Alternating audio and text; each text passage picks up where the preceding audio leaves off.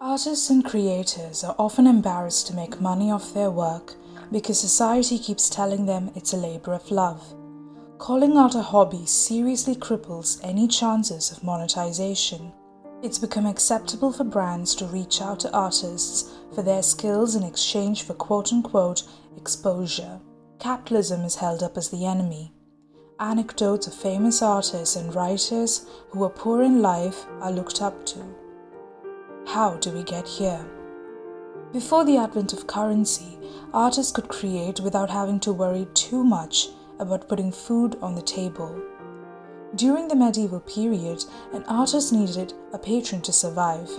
However, this often meant that he was commissioned to work on a piece that might not be his choice of subject. Most art at this time was gifted and not purchased. Many artists found themselves frustrated by the confines of the bourgeois middle class.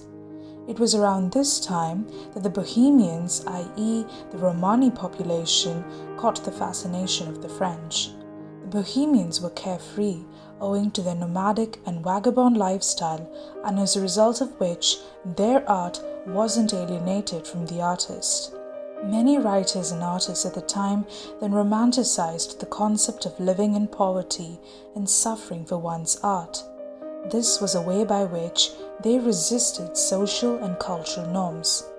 The artist found freedom in living outrageous, flamboyant, and sexually promiscuous lives. The first generations of Bohemians were mostly the disillusioned Parisian youth from the higher echelons of society, trying out an independent, artistic life for the first time. For them, Bohemianism was a prolonged adolescence, a time to pretend to be poor before returning to comfortable homes and bourgeois careers. Later, working-class people joined the movement, bringing with them their knowledge of actual poverty.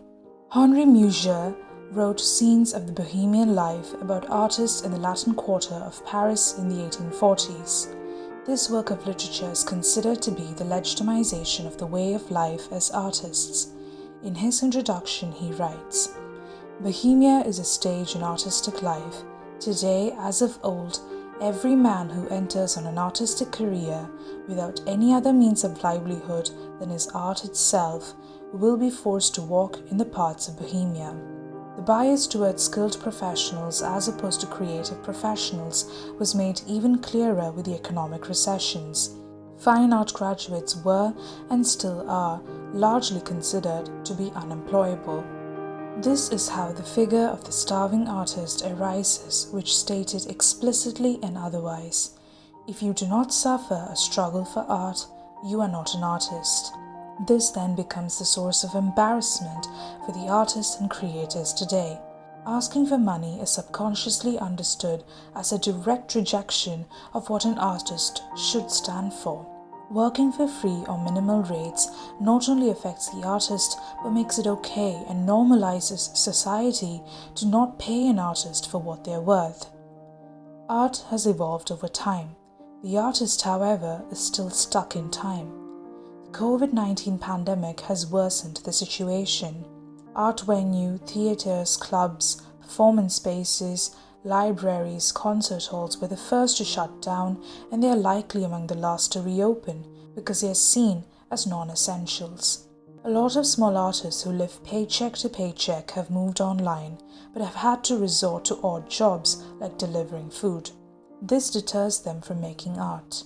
The fact of the matter is, we are living in a great cultural depression.